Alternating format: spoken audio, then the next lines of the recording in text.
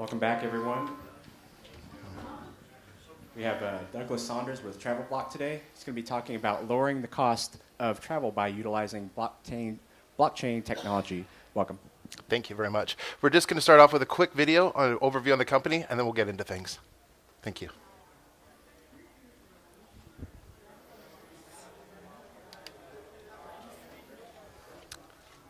Sound, yes. Let's just go to the next slide.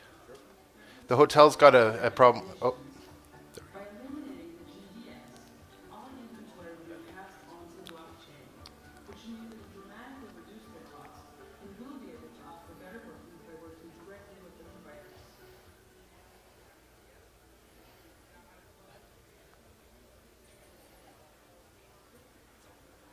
Let's just skip that and start at the next slide.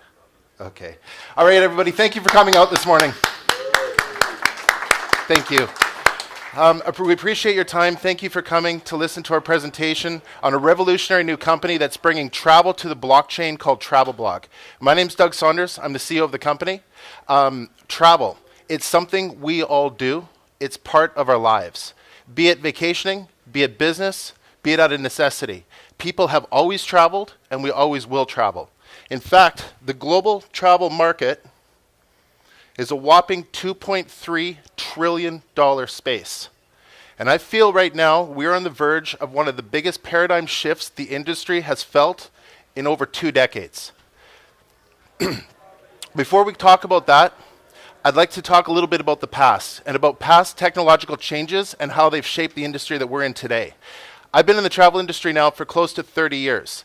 And I've experienced both I've witnessed firsthand a lot of paradigm changes and how it's affected. And I want to share a unique story at the beginning. When I first started off, I was working in a hotel in Canada called the Harrison Hot Springs at the beginning of my career.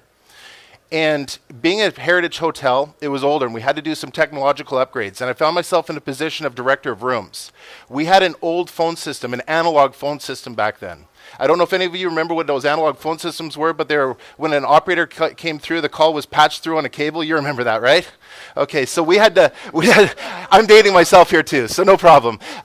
We had to upgrade our phone system. And I remember we had an operator that had been working that cable system for 20 years of her career.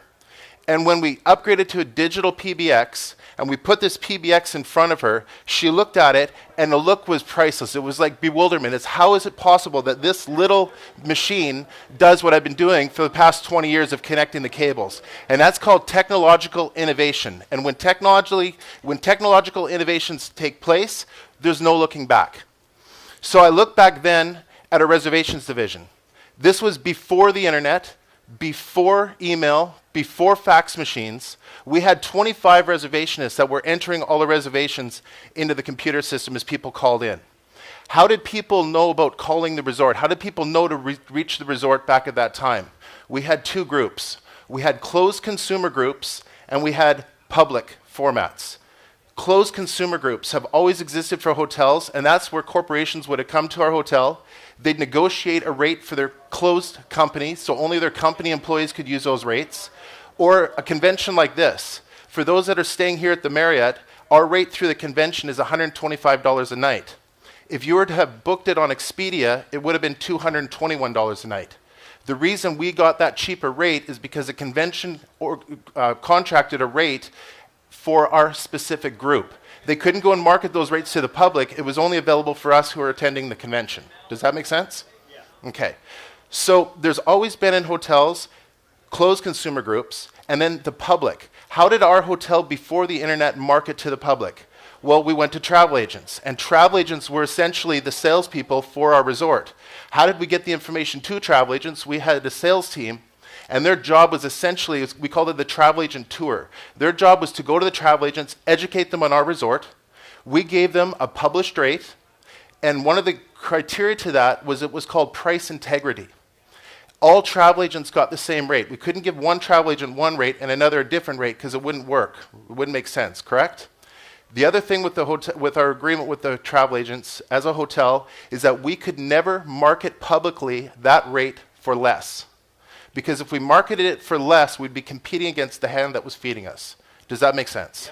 Okay, so the public, the only way they could access hotels was through a jacked up rate, because it was the highest rate the hotels had, then a commission on top of that, and a marketing cost. And that's how the public traveled.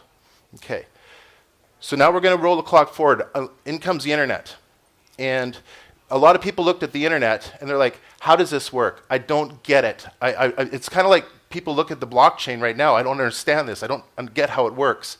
It's like our operator looked at that little switchboard in front of her and said, I don't understand how this machine does what I've been connecting those cables for the past 20 years. So when the internet came along, people were trying to figure this out. And I remember very distinctly in 1996 getting a phone call.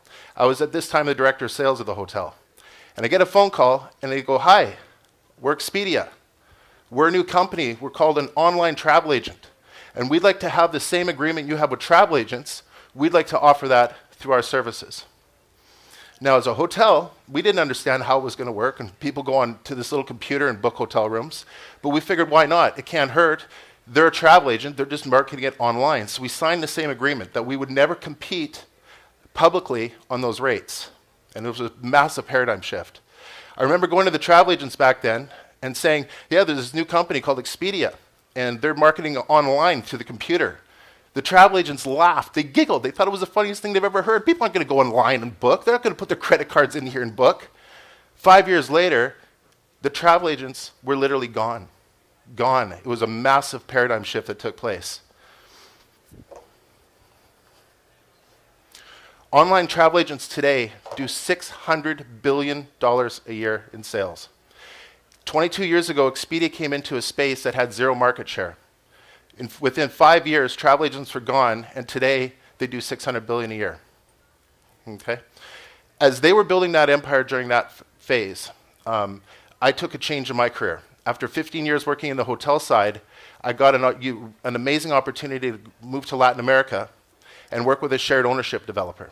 That shared ownership developer had a very aggressive plan to build resorts in Acapulco, Nuevo Vallarta, Puerto Vallarta, Mazatlan, Jose del Cabo, Cancun, and Puerto Penasco.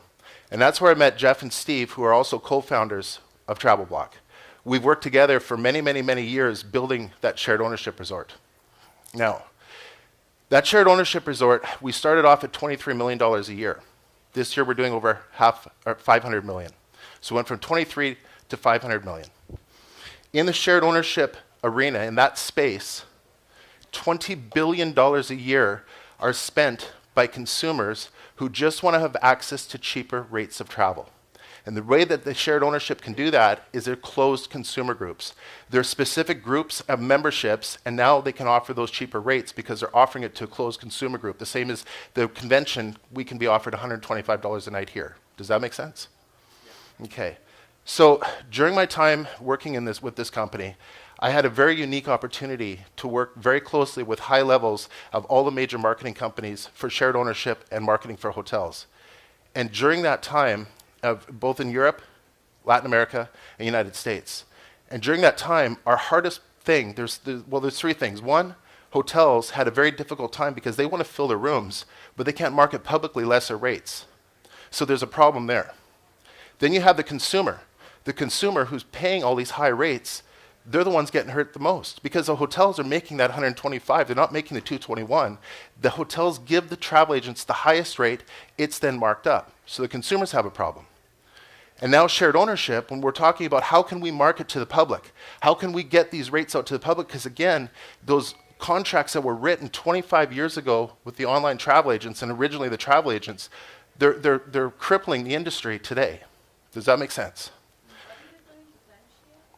Timeshare, vacation clubs, all of that. That's this market here. And they can't market any cheaper than what the rates are online.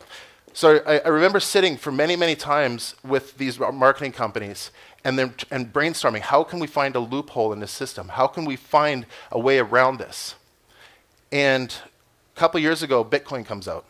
And I'm looking at Bitcoin, and I don't quite understand how it works. I'm not getting it. Kind of like people didn't get the internet, operator didn't get that switchboard. But then Ethereum came out. And I started looking at Ethereum and the utility tokens under it. And I started looking on how all these different businesses, different industries are using the utility token towards a purchase. And it was like a light bulb went off. It was like this token is its own community. It's its own private consumer group. And so I called a meeting with the exchange companies. I called a meeting with the marketing companies. I sat down with the leaders of those companies, and I shared this vision with them. And I tell you, those meetings went exceptionally well because TravelBlock is here today. We found the loophole. We found the loophole to bring the travel to the clients because the purchase of one token, purchase of one token means that you've purchased into a private network. We can market people to purchase the tokens, which then access our private site. They're now part of a closed consumer group. Hotels can market whatever rates they want. We can put whatever rates, and we can negotiate rates. So basically, your travel token is your gateway to exclusive travel membership worldwide. If you can dream it, you can do it. Any vacation, anywhere in the world. Token holders are going to get their own exclusive member ID. So you're going to have your own exclusivity coming into the site. We just literally 2 days ago got off a phone call with processing.com. Processing.com are going to make it seamless because to purchase tokens right now is difficult. And as the industry moves forward, it's going to become more and more easy. But processing.com have agreed to partner with us, and we're going to have a button right here where you're going to be able to click. The general public are going to be able to just click, purchase a token, and get a membership to enter into the site by using their credit card so that it'll immediately turn fiat into token, and they can come into the site. So it's going to be easy for everybody to use. Once in the site, this is an existing platform. We have all the feeds that, as I said, those meetings went extremely well with those marketing companies because this was the loophole.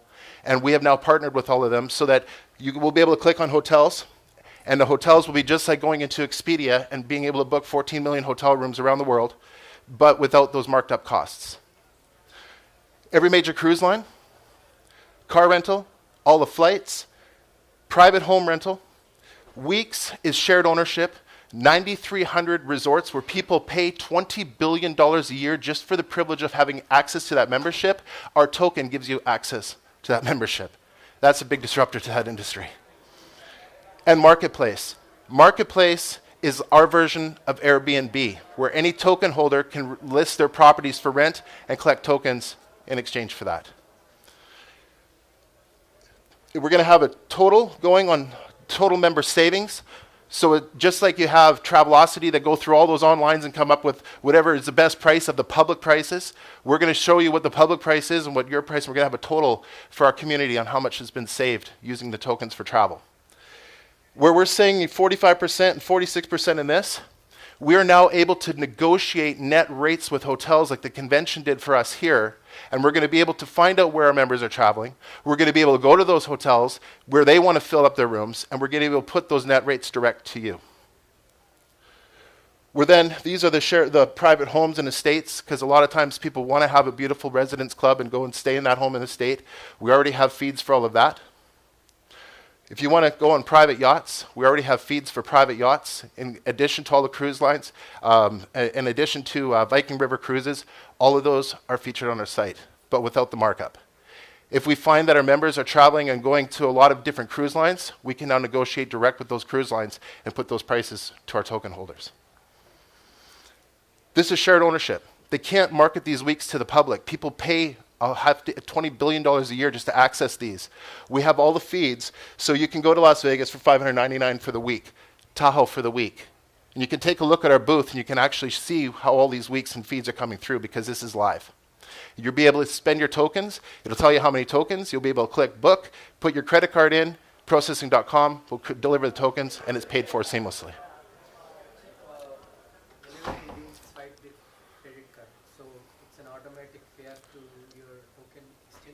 Yes, processing.com are working with us to have that happen.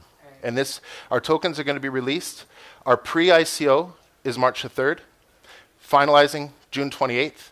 And July 28th, our tokens are going to be issued. The site's going to be working live, and you're going to be able to travel through the blockchain.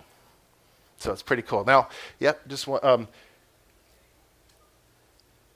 if you join our community right now while you're here at the convention, because we want people on our Telegram, because we've got a lot of exciting press releases we're going to be putting out during our ICO stage. Join our Telegram. We're going to give everybody during this week, when our tokens are issued, 50 tokens as a thank you for registering. We're also going to be giving away 5 complimentary weeks while we're here at the convention. We'll just go through and randomly draw through lottery. So we want you to start traveling through the blockchain already. Okay? Question? Doug, how do you differentiate and ultimately mitigate against someone like, let's say, Marriott Rewards Club against having their own token, for example? Well, Marriott could do that, but they can't market their product as Marriott for less. Even if they created their own token, it's Marriott hotels. They cannot market publicly for less. That's the key. The stranglehold that those OTA contracts were done way back, like we're talking in the old travel agent days, because the hotels didn't know the difference back then, because the travel agents were the marketing arm. So when the digital came out 22 years ago, they just figured, let's give them the same thing, but it choked the industry. And that's where the token, that's where the blockchain, it's the loophole the industry was looking for. And I've just been very, very fortunate to work with an incredible company in Mexico where we were the largest in Latin America, and that put me in a position where I worked with the leading exchange networks and marketing companies, and that's how we were able to put this together. So your partnership is exclusive? If someone else would be coming to this space? It is exclusive. Yeah. Yeah, because they can't have, the key to this whole thing is its price integrity. And the way we can market this to the token holders, we can now start running ads and saying, here's examples of the vacations that token holders have. Get a token, join the community, and away we go. Good question, thank you. Yes? So once you purchase the token, you become a member. Exactly. Every time you want to vacation, you basically need to buy more tokens. Just the same as you use your credit card now. When you want to take a vacation, you just use your credit card. You'll be able to either, because we're going to have 2. We're going to have the people purchasing the tokens and holding the tokens. And we're going to put together, for our large token holders, we're going to put together, obviously dividends can't be paid, but rewards can be paid. And so if somebody holds a big block of tokens for a year, we can provide them a vacation valued at $7,000 to $10,000, which is a good reward instead of taking those tokens out of the market. But then we're also going to have the ability for the general public, and we're going to be marketing to the general public because they're going to be purchasing the tokens to travel because they're going to want to use this site. Expedia get 95 million visitors a month to their site. And right now on the blockchain, there's 0 market share, much like Expedia was 22 years ago. And we're putting this out to the public. We estimate conservatively that by year 3, we're going to have about 750,000 to 1 million people over the year. That's very conservative numbers when you're talking that. And that puts us to a $250 million company. It's amazing. Doug, thank you so much for joining us today. We're out of time, unfortunately. Thank you. I know there's a lot of information to still put out there. Doug Saunders with TravelBlock. Thank you guys for coming out. Really appreciate it. We'll be at our booth. Any questions you have, please come by and ask. Thank you.